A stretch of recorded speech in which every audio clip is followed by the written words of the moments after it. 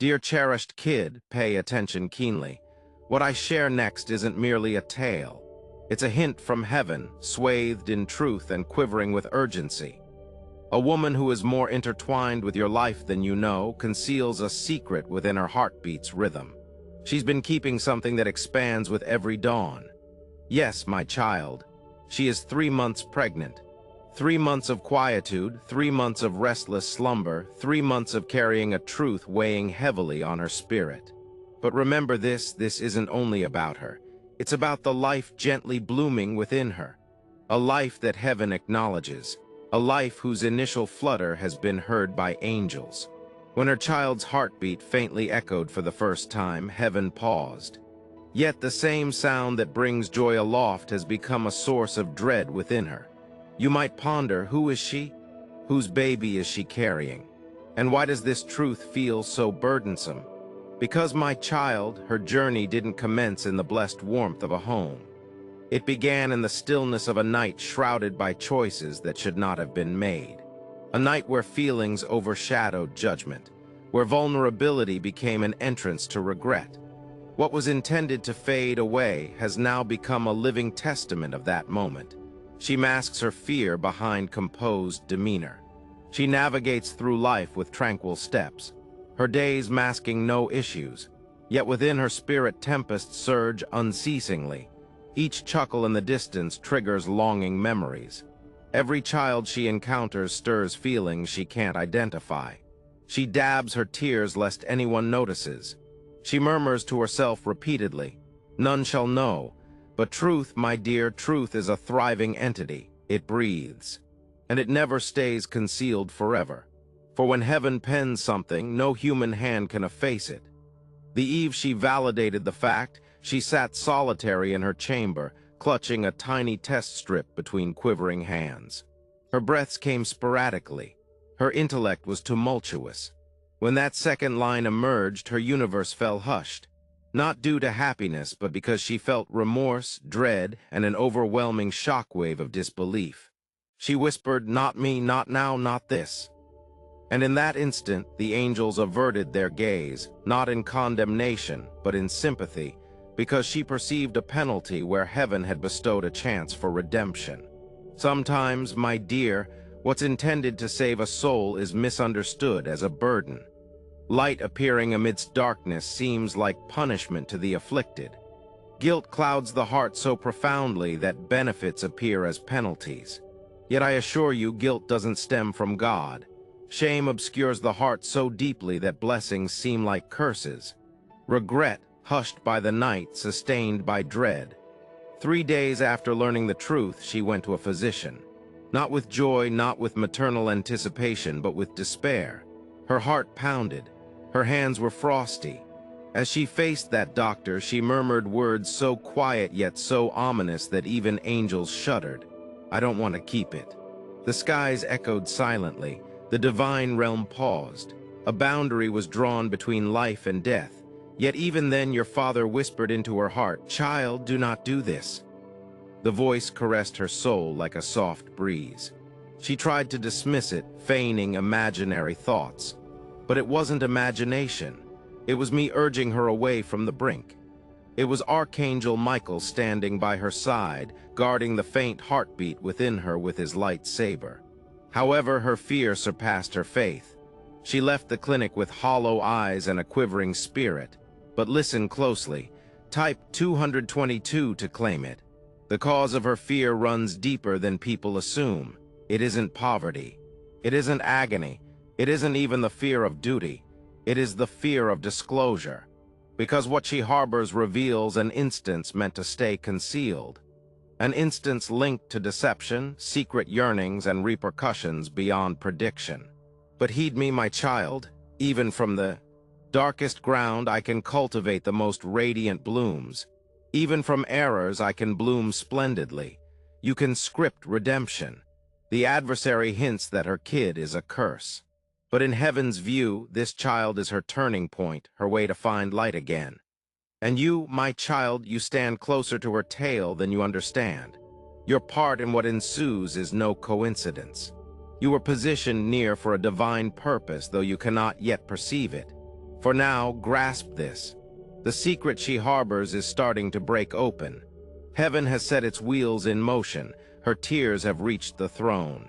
And this journey, her journey, your journey is just commencing. My dear child, pay heed now. What unfolds in this segment is not only her struggle, it is the point where heaven and darkness clash around a fragile soul seeking refuge. The burden she bears has started to bend her spirit. And though she strives to stay strong, the cracks are emerging. People do not see her tears, but heaven counts everyone. The days that followed were filled with a silence so oppressive that even her breath felt like a confession. She believed she could conceal her trembling hands. She believed she could mask her guilt beneath forced grins. But secrets, my child, give off a scent, and the human heart, especially those close to us, can sense when something is amiss. Her joy dwindled, her laughter echoed hollowly, her gait lost its cadence. She shied away from eye contact, particularly with the one person whose world would crack if the truth unveiled, her own sibling, for the man who seeded her life was the spouse of her sister. Every day she put on an act. Every day she rehearsed falsehoods in her mind. I'm okay. I'm just weary. Nothing is amiss. But lies are burdensome, and guilt is a specter that clings regardless of how cheerfully one grins. When she gazed into the mirror, she no longer recognized her visage. She saw repercussions. She saw deceit. She saw a woman she never intended to become. Her spirit felt tugged between remorse for what transpired and dread of what would occur when the truth was revealed. No words were spoken, yet within her life persisted. Heaven chose that the pulse wouldn't cease. The angels watched her, not with censure but with empathy, hoping she would choose light over darkness before sinking in her own disgrace. One evening her legs finally succumbed. She crumpled beside her bed, pressing her forehead into her hands as sobs overflowed. The moonlight scarcely touched the room, yet heaven bathed the space with unseen mercy. She murmured through quivering lips, God, I'm not worthy of pardon. I shattered trust. I shattered love. I shattered myself. And heaven heard. The air stirred. A tender presence filled the room. Though she couldn't see him, Archangel Michael stood by her side, wings folded softly, his voice a flowing stream. Power and compassion. Daughter, you have stumbled. Type God is good if you love God. Yes, but you have not fallen beyond grace. She violently shook her head. No, I can't be forgiven. I can't. They will despise me. My sister will curse me. No one will ever view me the same. Michael spoke again, his voice deep yet comforting. It is not their forgiveness that frees you. It is God's. Tell the truth. Let the light overcome what darkness has tried to suppress. For every secret eventually surfaces, she covered her face, sobbing. I don't have the might. But you do, the angel whispered, placing an unseen hand upon her back, because heaven supports you up. But the next morning, she woke with a calm that felt unusual, almost unfamiliar. She gazed at the sunlight trickling through her curtains and murmured a word she hadn't spoken in months, but thank you. But that simple sentiment, gratitude, opened a hollow door in her soul. Heaven rejoiced over a whisper the world would overlook. Because, my child, any time a misplaced spirit says thank you instead of, why me? The bonds begin to break, but peace does not erase. Repercussions. Bar later that day, her sister came. The house was peaceful, filled with the pleasant aroma of tea. Yet beneath the surface, tension simmered like thunder waiting to explode. Her sister observed her pale complexion and trembling hands. You haven't been yourself, she whispered softly. Tell me, are you feeling all right? All right? The expectant woman's heart pounded uncomfortably, her throat constricted. For a second, she felt like lying again. She wanted to conceal herself. But Michael's voice echoed through her soul. Speak the truth. She put down the cup. Her hands trembled. Tears pooled as she murmured. I must tell you something. The room stood still. Her sibling leaned in, worry sharpening into dread. What's up? A moment of silence expanded to eternity. Then the truth emerged. I'm pregnant. Her sister blinked, shocked. At first, empathy flashed in her eyes. But then came the words that pulverized the world. It's your spouse's baby. The teacup slipped from her hand, shattering on the floor like trust between them. Her sister's face paled. A tempest brewed inside the home. Disbelief, fury, betrayal, sorrow.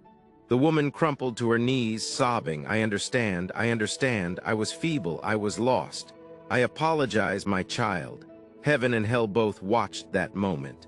Angels wept for the broken hearts. Demons reveled in the pain. Because sin never harms only one person, it wounds every heart linked to it. Her sister fled from the house screaming. The woman was abandoned. Gossip started. Neighbors chatted. Rumors blazed like wildfire. People who once embraced her now steered clear when she passed. She became a representation of disgrace. But heaven wasn't done with her tale. Type 1111 if you love God, Jesus. Her loneliness transformed into a schoolroom. Her tears turned into her pleas. Her suffering served as fertile ground for growth. Each night she gazed at the stars and whispered, "If you're still here, don't abandon me." And a voice resonated within her heart, "I never left. You pushed me away, but I am still present." From that moment her stride altered. She returned to the temple again. She stopped concealing her visage. Gradually, heaven started mending her from within. My child, this is where her journey of salvation commences. This is your part too, my child. After her secret was unveiled publicly, heaven did not desert her. It stirred. What seemed like the disintegration of her life was actually the start of a divine renovation.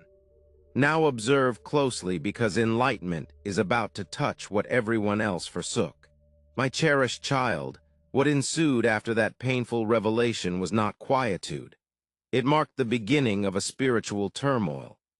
After the truth wreaked havoc in their home, after her sister departed with a tormented spirit, after the cup shattered like a sign of broken trust, the entire ambience around her changed.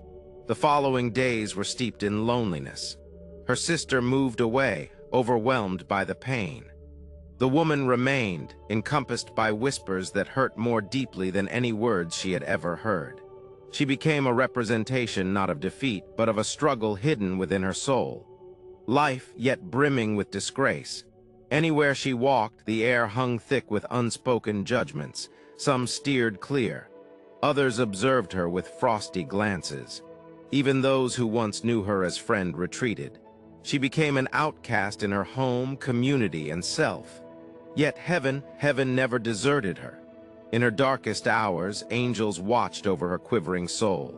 Archangel Michael walked beside her, invisible yet near, boosting her whenever she felt she couldn't lift herself from bed. One morning, she faced the mirror once more.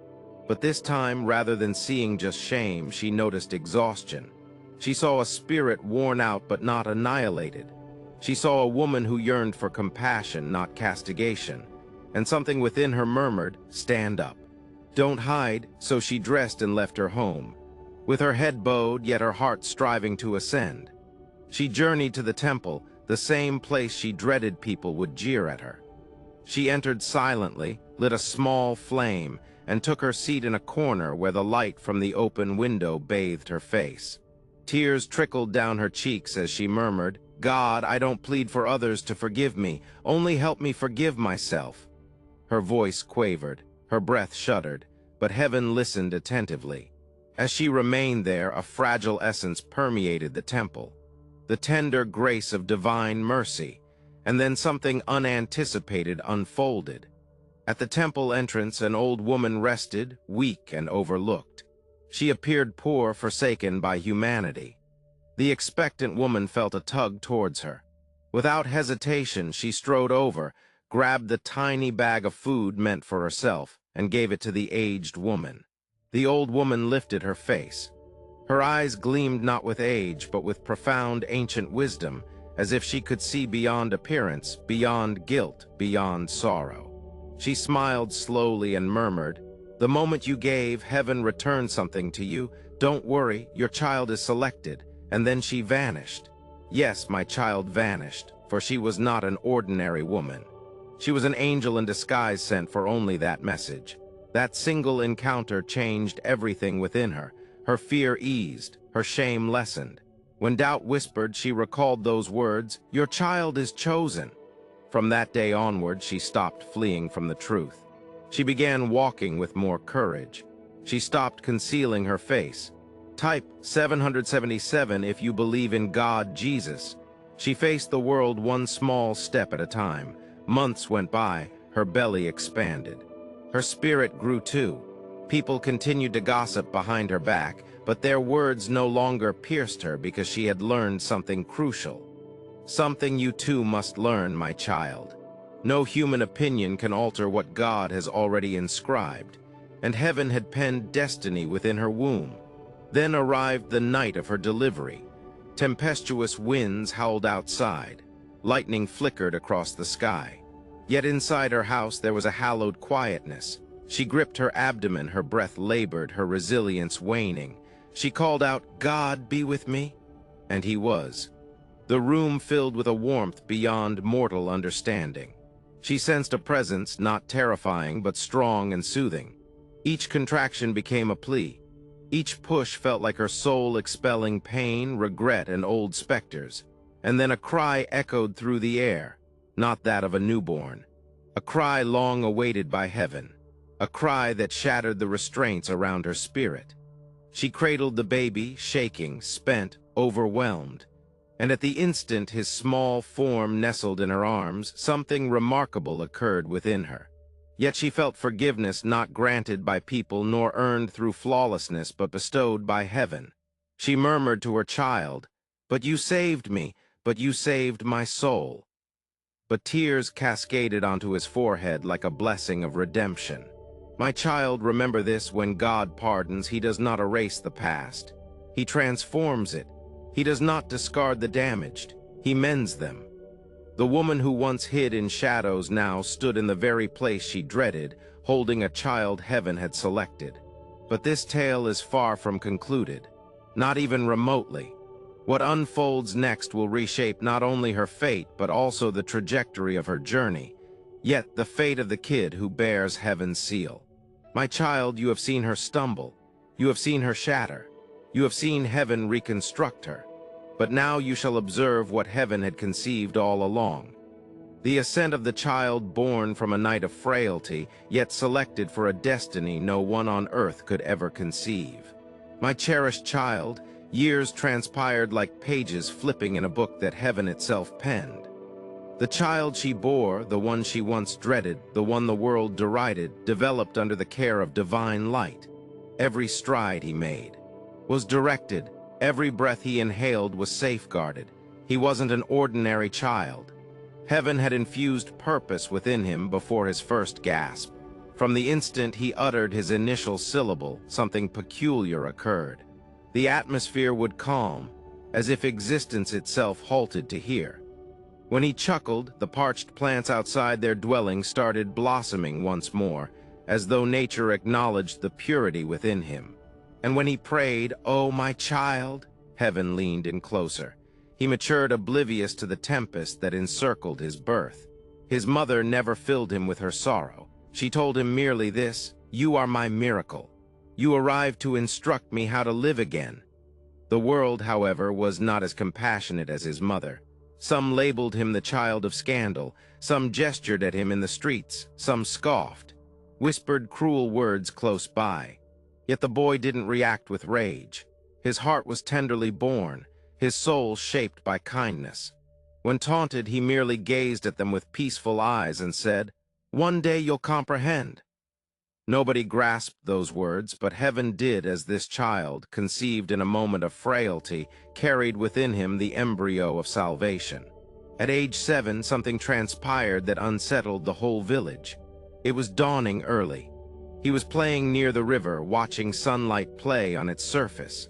Abruptly, the water started rippling against the flow. The birds in the trees fell silent. The gentle radiance around him intensified like a golden halo spilling from above. Then he heard a voice not near him but within him. Elia, a name heaven had selected for him. He paused. "Who's there?" he asked, his tiny hands trembling. And from the golden light a presence emerged. Majestic, powerful, benevolent Archangel Michael. His armor glowed like fires, his wings spread like dawn breaking across the sky. His gaze held the power of mountains and the tenderness of compassion. Earlier, he said, you were sent here not as retribution, but as a purpose unknown. The boy gulped hard, fear and reverence swirling within him. I don't grasp it, he thought. Michael knelt to his level, his wings folding elegantly behind him. You will comprehend one day, but listen to this. You bear light, a light that the world urgently requires. You were born to mend what was fractured, to aid those who have tumbled, to demonstrate that mercy conquers embarrassment. The boy's eyes brimmed with tears. But my mother weeps because of me. Michael shook his head softly. No, child. She weeps because her spirit recalls paradise. She weeps because she is being reborn. And you are the response to her plea for a fresh start. Then with a touch on the boy's forehead, the archangel murmured, when you speak, let your words heal. When you walk, let your path guide. And when you stumble, rise again, for heaven has chosen you. Then the light diminished and the river resumed its usual course, but the boy's heart never returned to what it was before. He rushed home panting. Mama, Mama, I saw an angel. She stiffened. An angel, he nodded. He told me my name, Ilya, and that I was sent to heal. Her legs gave way as she whispered, God, you transformed my disgrace into destiny. From that day forth, she refused to conceal herself. She went to the temple, stood before the people who once condemned her, and said, I was broken, I was lost. But God utilized my downfall to introduce light into the world. Her humility softened hearts. People who once whispered now approached her with their own secrets. They sought comfort. They sought forgiveness. They sought redemption, hope, and she passed on what she'd been given, grace. I matured into a young man with a wisdom beyond my age. He could sense when someone masked sorrow behind a smile. He could perceive when a person was near giving up. And when he pleaded for them, heaven answered softly and splendidly. A blind man once touched his hand and started to see shades and forms for the first time in years. A widow who wept every night dreamt of her husband smiling in heaven after Ilya prayed for her. A troubled child found tranquility just being near him, but Ilya never took credit for the power. It is the light within me, he always said. It is the grace that shaped me. My child, this is how heaven operates. It transforms the overlooked into leaders, the hurt into healers, the broken into examples of divine power. When Ilya grew older, he frequently sat under an ancient olive tree. One night his mother joined him. Her hair had grayed, but her eyes were tranquil. My son, she whispered softly, do you ever ponder why your life started in pain? I smiled gently. Yes, Mom, but now I comprehend light needs darkness to shine. Tears trickled down her cheeks. You became everything I hoped for you. That night, Archangel Michael appeared not in flames, but in gentle, radiant light. The cycle has come full circle. He said, grace has flourished, his pledge. He turned to you are the protector of kindness. The world may overlook your name, but heaven never will forget you. Then he disappeared, leaving behind a golden feather in Ia's grasp, a token heaven would never abandon him. Years passed, and I penned his biography, not about marvels, but about pity. He scribbled, I sprang from an error, yet was nurtured by favor.